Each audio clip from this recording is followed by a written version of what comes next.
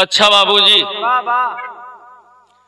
बिरहा जगत के सभी सम्मानित श्रोतागण, आप लोगों को बहुत बहुत प्रणाम। एक छोटी सी गीत हास्य रस के मंगल म्यूजिक डबरिया पैगा पर धानापुर चंदौली की सरजमी से हमके विश्वास बा कि आप लोग के जरूर पसंद आई। एमें एक सीख बा कि संतोष जरूरी है। एक रोटी अगर मिलत हो, अगर क्यों कहे 2 रोटी देव चला, तो पहले सोच लिया, विचार लिया, तब जाया। तो भाव है हो। कैसे मास्टर? कहानी कहाँ के बाद?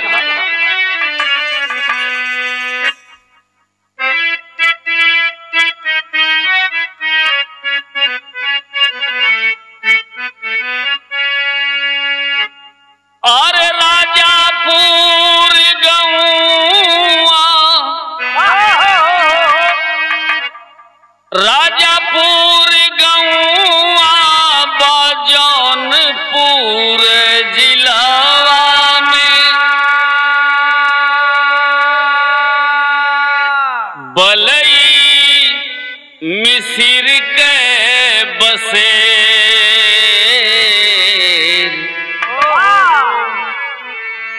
भिखिया मांगत बाबू बीतली उमरिया। हाय रे नसीबिया कफेर, हाय रे नसीबिया। मात्र दुइये प्राणी हुआ बलई मिसिर। बलई मिसिर और उनकर धर्म पत्नी बाल बच्चा मालिक ना देलन। काम का हो? बलई मिसिर दिन भर मांगे तो घरे में चूल्हा जरे। ए बाबू, एक दिन मांगत मांगत बड़ा दूर चल गईलन। समय कितना बीत गई कि 15 दिन, और घरे में मात्र 8 दिन का आटा चावल रहल। जब ले रहे पड़ाइन खैली, ओकरे बाद डकरे उपवास चलत। रोज गुस्सा थे, रोज गाड़ी फक्कड़ होत। और तब तक 15वें दिन वो आ गई। और जब आ गई तो पहले ओरहना का सुनली मास्टर? कौन गीत है? अरे नहीं गाड़ पैबा, अरे नहीं गाड़ पैबा मोहब्बत का झंडा, अरे नहीं गाड़ पैबा मोहब्बत का झंडा। मिसिर जी हो, मिसिर जी तू तो बड़ा बड़ा ठंडा। मिसिर जी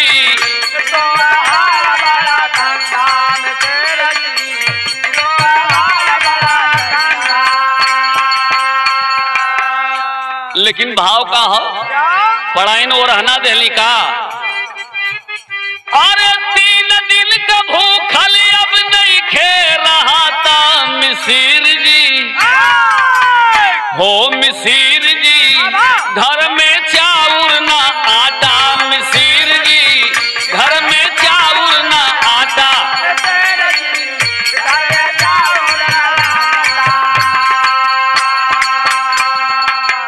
हम जानत हई तोहार बड़ी लंबी जजमानी हो। तोहके ता मिल जाले छठी और बरही। अरे लंबी जजमानी हो, भेटा जाले तेरही।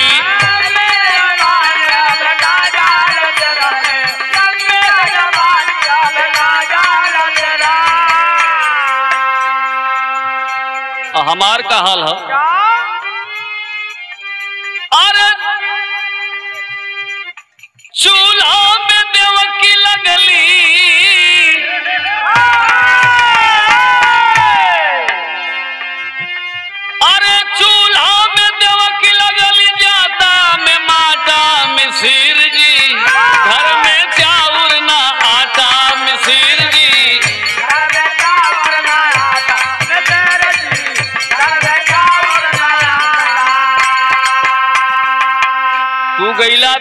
तोके पता रहल कि कितना दिन गए आटा चावल हो। तीसरा दिन उपवास हो, टोला पड़ोस में के देवार ना हो, हालत हमार खराब हो। पंडित जी ये बात के फील कहले और तुरंत वही कपड़ा निकल गिले मांगे बदे टोला पड़ोस में। तो सब बदल ली मास्टर।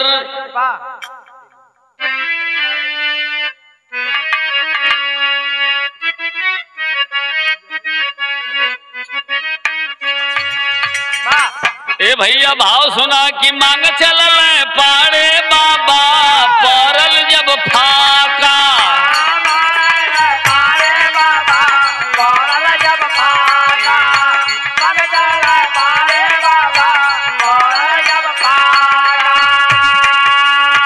पाव भरा गुड़ मिलल, पाव भरा आटा।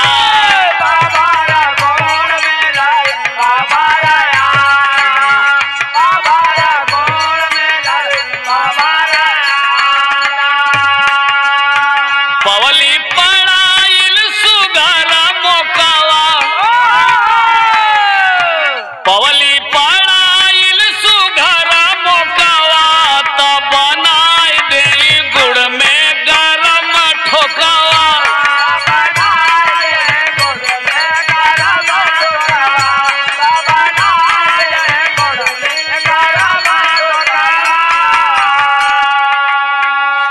पाव भर आटा और पाव भर गुड़ पाई गए बड़ा झटके में, और वह ले भागल कनल्ला पढ़ाइन सोचे लगली कि नवमिया के दीने के खैले ही ठोकवा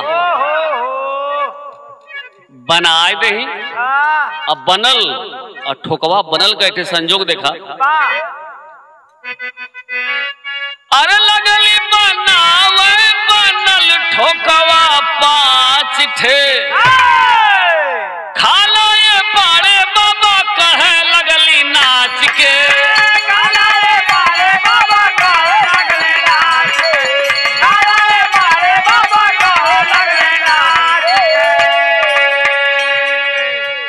जान पवले ना पाड़े की बात हो खवा, जान पवले ना पाड़े की बात हो खवा।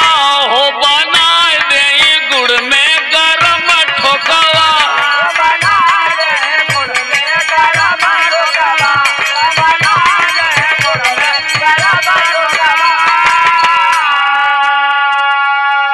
पांच ठोकवा बन के तैयार हो। एक फॉर्मेलिटी अदा कैली अपने धर्म पत्नी हो एक पढ़ाई। कली पंडित जी ठोकवा बन गल हो।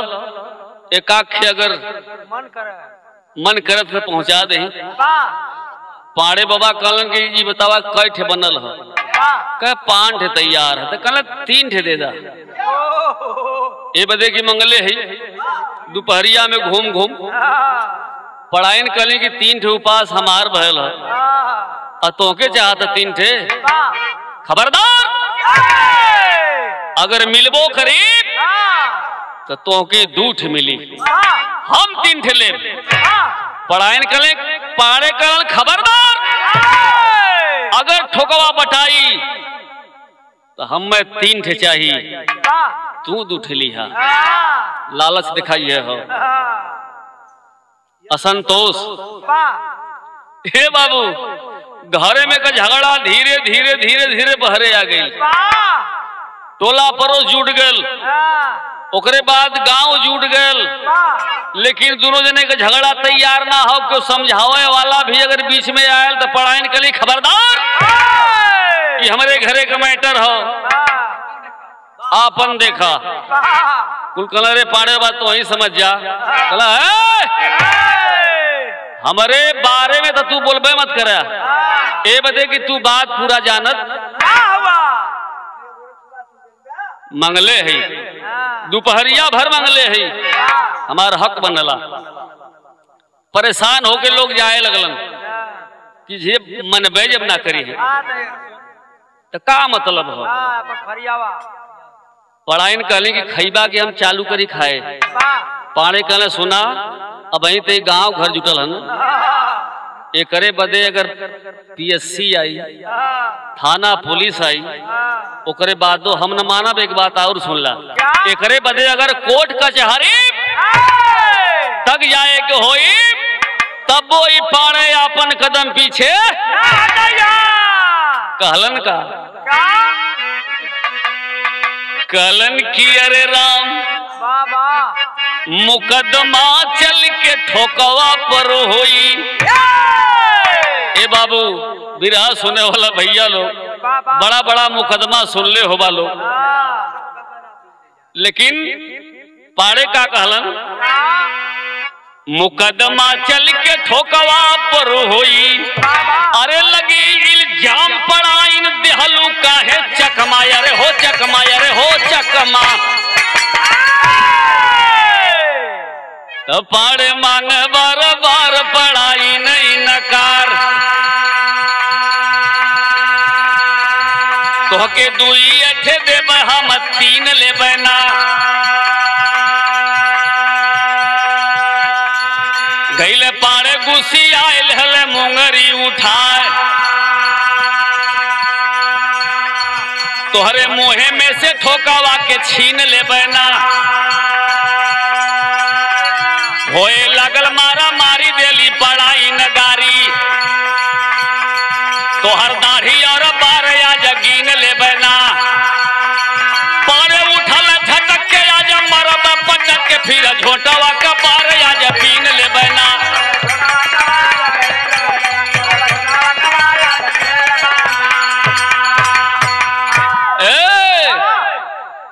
मारा मारी हो गई। पंडित जी से पंडिताइन कहली की दाढ़ी बार गिन ले, अब पाड़े कहला कि पूरा झोटा बीन ले। झगड़ा बढ़ गई। पाड़े तब 15 दिन के खैले रहना, क्योंकि छठी में, क्योंकि बरही में, क्योंकि तेरही में। वो तो बड़ी यार बैठले बाड़ा पढ़ाई पटका के लिए बड़ा झटके से पंचो ये बदे कि उनकर उपवास रहे 3 ठे। अब पाड़े जो ही ऊंचा मोहितर लगौल पढ़ाई बात है कि बड़ा चलाक रहली। कली पंडित जी खबरदार ऊंचा मत चलाया, पहले हमार बात सुन ला। तो बात का रखली मास्टर तर्ज हो मेहरारू हमारे आपके घर के पूरी बेले के समय गावेली बड़ा सुंदर भजन हो। वो गावेली की अरे बिगड़ी ना बनी केहू के बनाए से,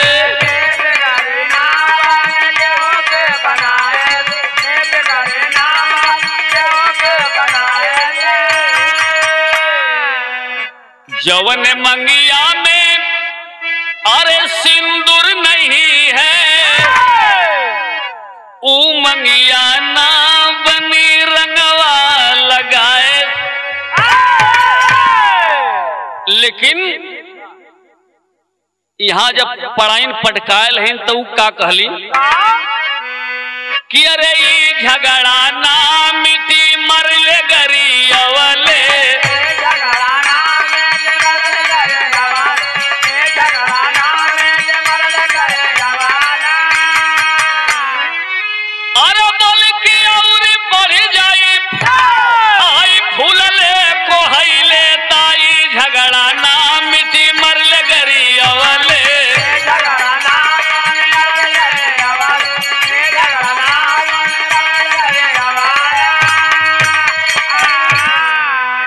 पंडित जी का ऊंचा एकदम मोहेतर हो पढ़ाई गणित का लगौली। ये पाड़े बाबा अगर आप चाहबा तो बड़ा प्रेम से बड़ा इज्जत से आपके 3 ठे मिल जाई। कहले तो वह तो हम चाहत है, तो कहली में शर्त लगी का कहली पढ़ाई कि अब शर्त लागी और है 3 ठे पाई हो जे देर से जागी।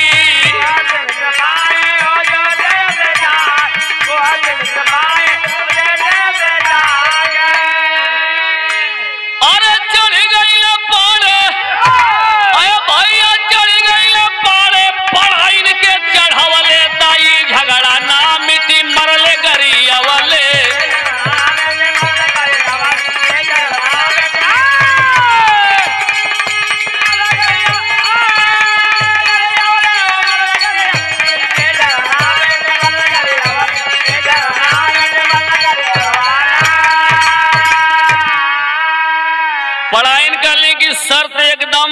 आसान हो।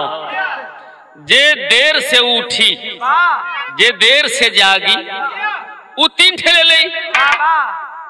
कहले शर्त बड़ा आसान तो हो, लेकिन हमके भजन भोरवे में करे के होला। लेकिन कहले ठोकवा बदे जान दे दे भाई, भजन कौन चीज है। कहले बड़ाई सुत ही के न हो, कोनो काम धंधा तो हो ना, बड़ा दिन के जागल है। बात अगर सम्मान पर लग जाई तब मर्द पीछे हाँ कदम न उठाई। चला लगावा 2 खटिया, 2 खटिया लग गई वो पजरवा, ताकि उनके चेक भी करे के हो कि के आँख खोल देला के बोल देला। बगले बगले में खटिया पड़ गई, ठोकवा वही अलमारी में रखल, बेचारा खुल वो तो पाए ना पौलस। लेकिन बात यहाँ शर्त वाली लग गई। बड़ा पुरान गीत सिनेमा का कि अरे बदला सारा जमाना बाबू, बदला सारा जमाना।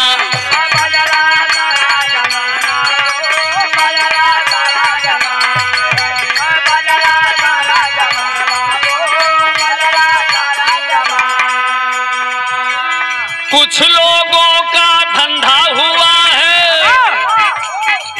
अरे कुछ लोगों का धंधा हुआ है मंदिर में चप्पल चुराना। बदला सारा जमाना बाबू, बदला सारा जमाना।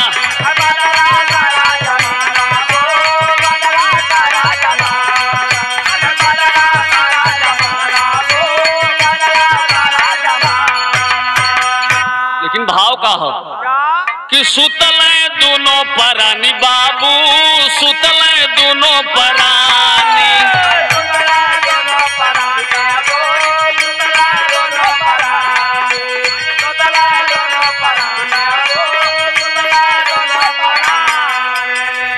अरे चढ़ा खड़ी में छूट गईल बा, अरे चढ़ा खड़ी में छूट गईल बा, देखला दाना पानी। सुतले दोनों परानी बाबू, सुतले दोनों परानी।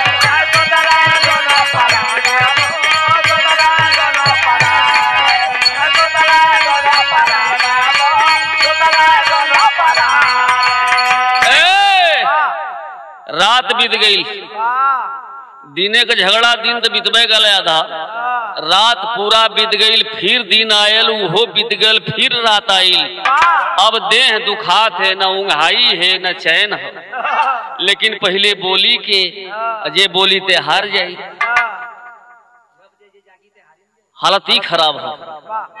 केहू एक दूसरे के तैयार हो कि इनके हरादा, एक दूसरे के खूब गरियावे, दोनों जानी सुत के। हालत ठोकवा का चूटा चूटी मजा उड़ावे, ठोकवा में घुस घुस के।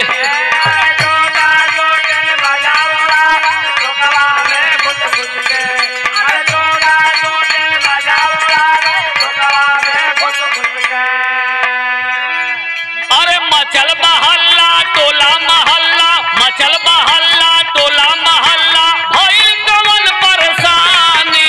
सुतले दोनों परानी बाबू, सुतले दोनों परानी।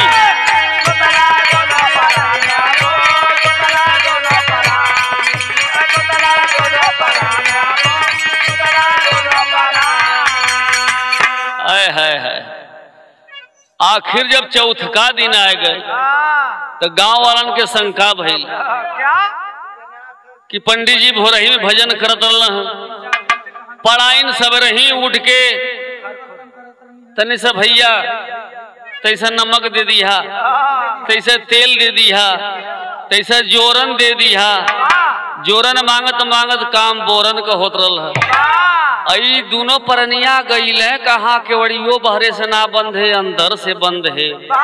हुए तो अंदर है, लेकिन भयल का धीरे धीरे भीड़ जुटे लगल, पूरा गांव जुटे लगल। गांव वाला कहना परसों 14 दिन झगड़ा भइल है बड़ा खमच के पाड़े पड़ाइन में, तो ये से सुबह लगत हो कि कोनो काम गड़बड़ हो गया।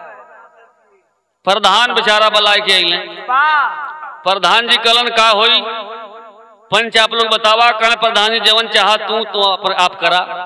तो कहला तब इनकर नैया केवाड़ी तोरा। नैया केवाड़ी तोड़ गिल, चर दे टूटल, लेकिन दोनों प्राणी कौनो ना बोलना। ये बदे के हारा जाई।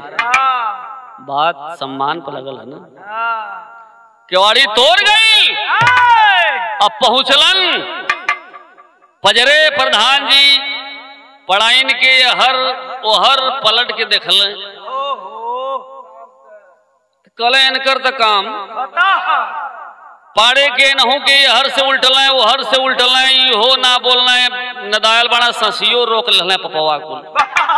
तो कल कन्फर्म हो गल बारे देखा प्यार मोहब्बत ऐसन होए के चाहिए कि पाड़े पढ़ाइन जियले संगे अमुबो कैले कन्फर्म हो गल कि पाड़े पढ़ाइन दोनों जने मर गए। ये संसार में ना हो तो ऐसा करा कि हमारे गांव में मात्र एक ही पंडित रहना है, तो इनके कफन कम से कम ना पूरा गांव तो आधा गांव दे दे। कफन लोग लेके आवा लगना भले 35 रुपया वाला, लेकिन सब कफन दे। अच्छा तो पाड़े पढ़ाइन के एक सम्मान होला। प्रधान जी कलन की भाई 2 ठे लाश निकलत थे गांव से, तो केहू मेहरारू अगर दूध हार रोए दे तो बड़ा बढ़िया हो, शुभ हो जा। एक को पढ़ाइन के बाद मतलब प्रधान जी के बाद केहू ना मनलस। ये बदे कि मेहरारू जो तैयारो बहनी कहनी कि अरे अब नकली ना रुआ पैया अपन क्यों मरला तब रुआ मजा वाला में ना रू पाई हम। तो कल बड़ा बेइज्जती हुई यार। तो का करे नरेगा में से के मेहरारू पकड़ के लिए कहे तू कैसे पावली कहे कहा 280 रुपया कहला तो के 380 दे, लेकिन तू रोज दे। तो तैयार हो गई। कल इनाम सिनाम का तो बाद में मिल जाए तो बढ़ जाये। तो रो कौन सी रोलस मास्टर यह कलश की कवने बेमारिया में पार गईला पाड़ पढ़ाई।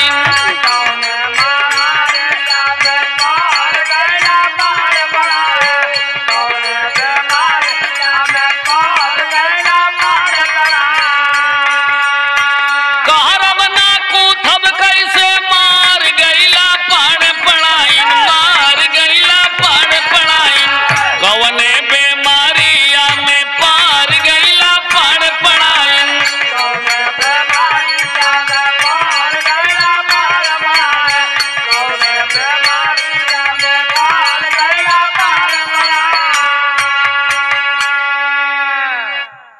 टूट ही झोपड़िया में कुछ ना छोड़ के गईला। अपरवाह 10वां 13 गाँव आके देले गईला।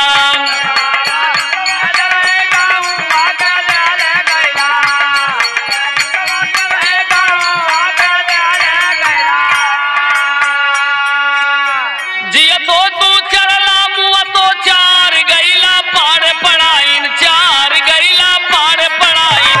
कवने बेमारिया में पार गईला पाड़ पढ़ाइन।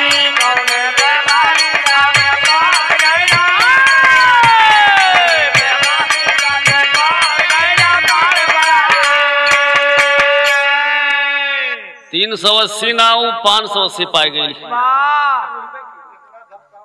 अब ओकर मन बढ़ गल कल से आउर रोई दही का। प्रधान जी का ना बस बस बस बस। ये बदे की गंगा जी दूर है लेकिन जाना जरूर है। तो प्रधान जी कल भाई के जाई तैयार आदमी ना हुआ, लेकिन 5 ठे हीरे का लवंडा तैयार भइल। और कल के ऐसा है ये लोग के एक कैप बांधा। बड़ा दिन पढ़ाई नीचे रही, इनके अब ऊपर करा। अब पाड़े के बांधा गारंटी है कि यही उठावल जे तीरे उनके उतारल जाए। जौन तनी से कमजोर रल कलश हम तो भैया एक बोझा रहे ठा और आगे लेके तब मत ही पहुंचो। कल बस काम हो गल, ढेर के जुने के गईले के काम। 5 लोग तैयार भइलन। अब ये लोग का हालत देखा एकदम मुड़तारी अगरबत्ती को ऐठा रखल हो। आँच लगत लेकिन के हारे जाई बात ठोकवा कर न है भाव पपट के मास्टर।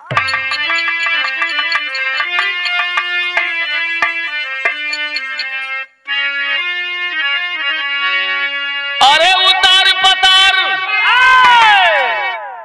उतार पतार गईला दोनों अरे नहवाई पपिया ना बोले कफन आयल तिक थी गई सलाई पपिया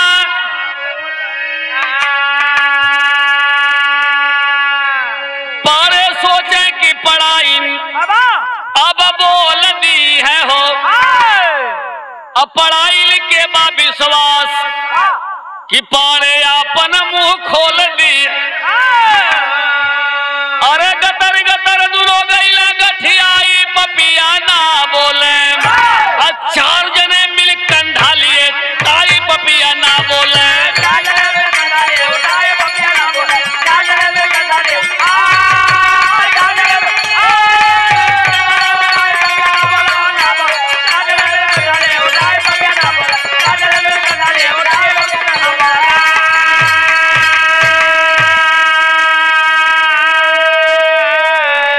एक पर गठिया के चार जवान चल दिए गंगा जी की तरफ।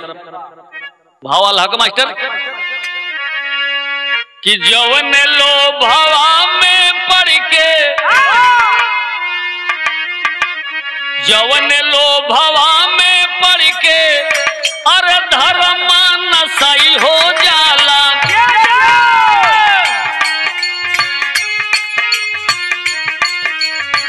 जवन लो भावा में आजा पर जा सारा का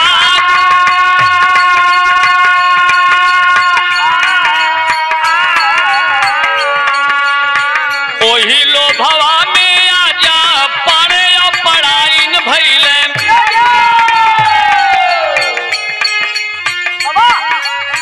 जियता जिंदगिया भइले अर्थी परसावा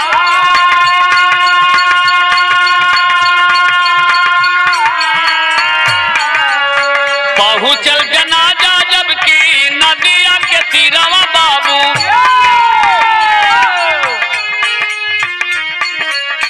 दूनहु कलसिया दिहला भैया हो उतार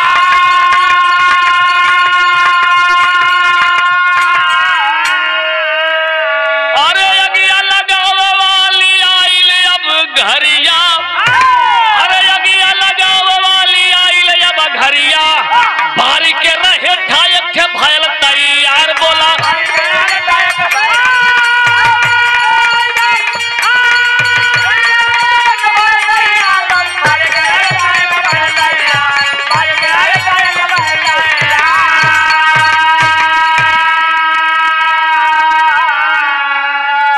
गंगा जी के छुआ के लाश किनारे पर रख गई। अब वो के इशारा कैले चारों कि ऐसा कर जल्दी से मुहे तर आगी ऐलो का फरवा हो जाओ। वो बरलस पूरा रहे बारलस एक कहला में जो ने एक बोझा ले गया है जब बरल तो ले जाके पाड़े के बाबा के मुहे पर रखलस जब दाढ़ी बार चरचराई तब पाड़े उन्हन पर ना नाराज हुआ पढ़ाइन पर कल कि हरम जादी अब वो तो उठ चल तो ही दिन थे खाए हम दुइये खाब। अब इन्हन का हालत खराब है कुल पट दे अपने के गिन लेना सुन की पांच ने तमन हैया न हैया आई दोनों गिन लेना एकर मतलब कि जिंदा बरम मुर्दा बरम जो कहल जाला ई तो कुल यहाँ हो गई न। अब बेचारा चप्पल लुंगी वही तीरे छोड़ के करार चढ़त बाड़ा भरकत बाज करार गिरत बाड़ा परत बाड़ा और हालत तब खराब हो गई।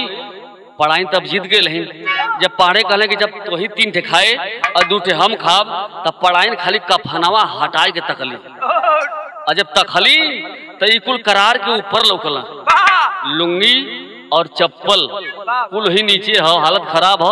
भाव आखिरी मास्टर अरे तकली पढ़ाई जब कफनवा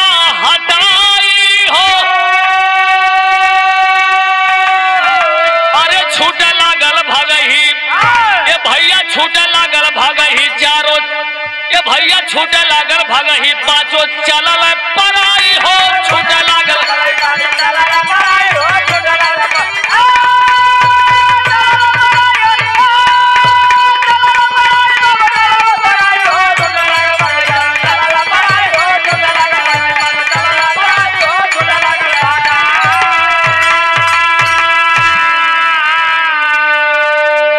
प्रधान जी गांव के लेके एक जगह खड़ बैठल हुआ और तब तक कुल धारा पहुंच गई। कल बड़ा जल्दी भले बची अरे ना फेंक दिला सोन।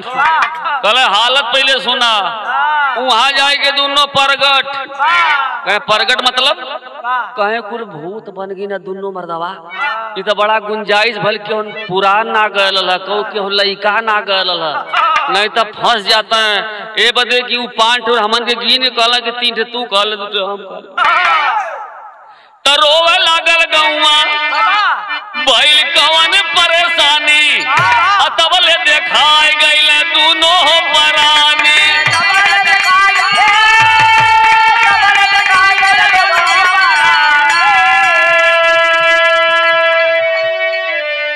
तबले कफने ओढ़ले दोनों परानी मार हाली हाली पढ़ाई आगे है नहीं बदे के जीतल नहीं मार हाली हाली। जब गांव के पजरे गई तो गांव वालन का होश उड़ गल। प्रधान जी कहले जितना गांव में ओझा वो सबके पहले बटोरा उन्होंने के आगे करा। ओझा भी वही में हुआ भिड़िए में और संदेश भेजौला कि उतर 4-5 दिन से गायब हो, कहीं बरम कबा रह गल हो, कहीं यहाँ जिंदा बरम से भेंट हो गई केहू तो हो। तो बात मिलल का अरे केहू नली औरे केहू बहनी औरे, अरे धैल से सड़ुआल कही ताई, अरे छूटे लागल भागही ये भैया छूटे लागल भागही गौवा चलल बाप पराई हो।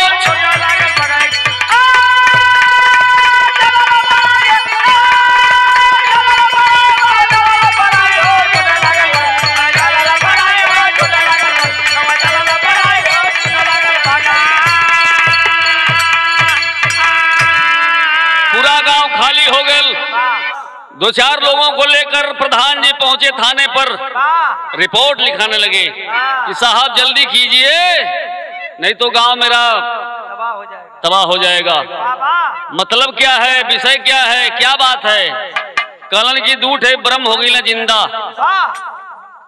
सारी रिपोर्ट बात बता के कलन क्यों तीरे से वो दोनों उठ के आयल हुआ और तो 5 ठे बेचारा नौछड़िया लगी भाग के आगे लगे।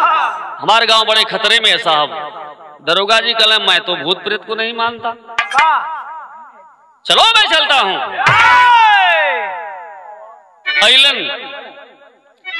अइलन थानेदार तब घोड़ा पर सवार हो, खोला खोला बलई में सिर जल्दी से केवाड़ हो।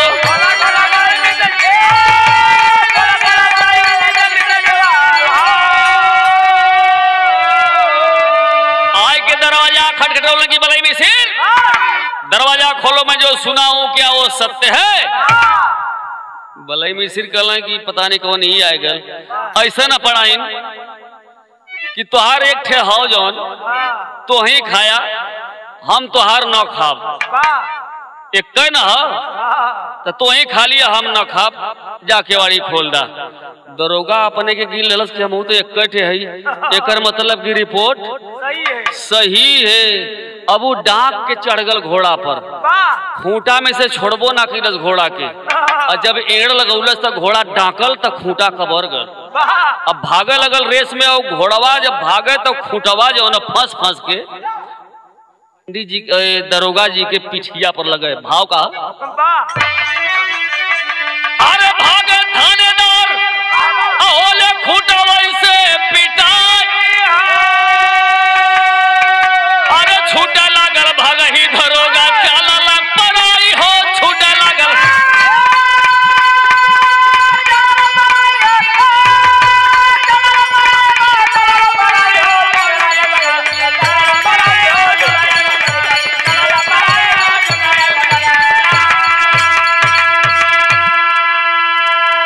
इतना चोट इतना घाव लगल कि थाने में पहुंचत पहुंचत बेचारा बेहोश हो गल दरोगा। पूरा महकमा खड़ा हो गया, तैनात हो गया राइफल लेकर। खबरदार, दरोगा जी का ही हाल क्या कैलस? दरोगा जी इतने बोलना है कि बलई में सिर मरले हो, अगले बाद फिर बेहोश हो गई।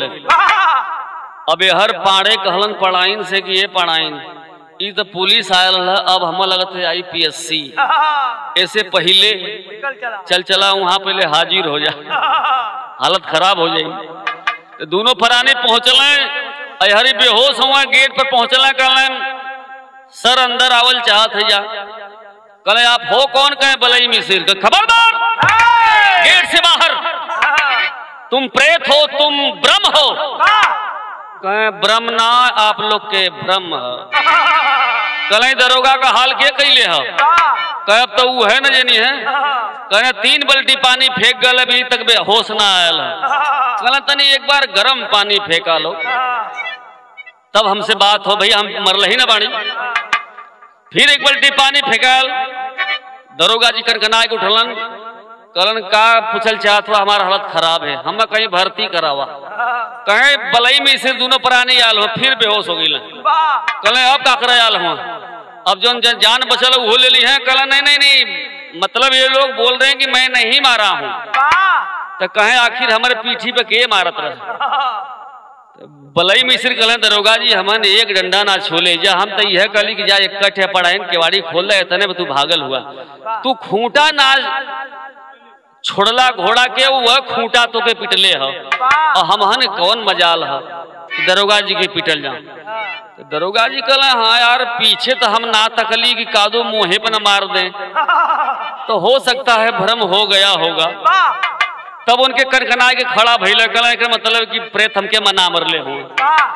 तक सारी बात सुनने के बाद पुलिस महकमा कहा अच्छा तो सारी बात जब पाड़े पढ़ाइन अपन विपदा गौले, तब कहले के जीतल हो? पढ़ाइन कहली कि हम सरकार।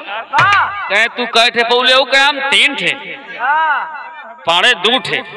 तो पूरा पुलिस स्टाफ मिलकर 3-3 डंडा पढ़ाइन को मारेगा। और पाड़े तू बाबा कट बोलूगा? कहे 2 ठे। कहे तब 2-2 डंडा आपको पड़ेगा। पूरा स्टाफ मरलस रो लौट गए। कहे अब कहे आज के बाद आधियो मिली तब वो संतोष कैलो जी साहब। आज के बाद ये हमन का गारंटी है, ऐसा मतलब बात न आई सामने। दरोगा जी कौन हाल भइल?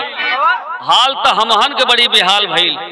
हमहन घाटे तक चल गेली साहब। आदमी मरले के सपना में भी सोचला तो सवेरे बड़ा दुखी होला। हमहन जियते जी बतावा इनका दाढ़ी बार तक बढ़ गल। तो कहना है आखिरी भाव में, गुरु बिहारी गुरुपत्तू संतोष की डाढ़ में मेवा। कहे 6 बर या संतोष, अरे कई के छोड़ी फेवा। मुकदमा चल के ठोकवा पर होई, राजदेव लाल बहादुर कलयुग का करिश्मा। मुकदमा चल के ठोकवा पर होई।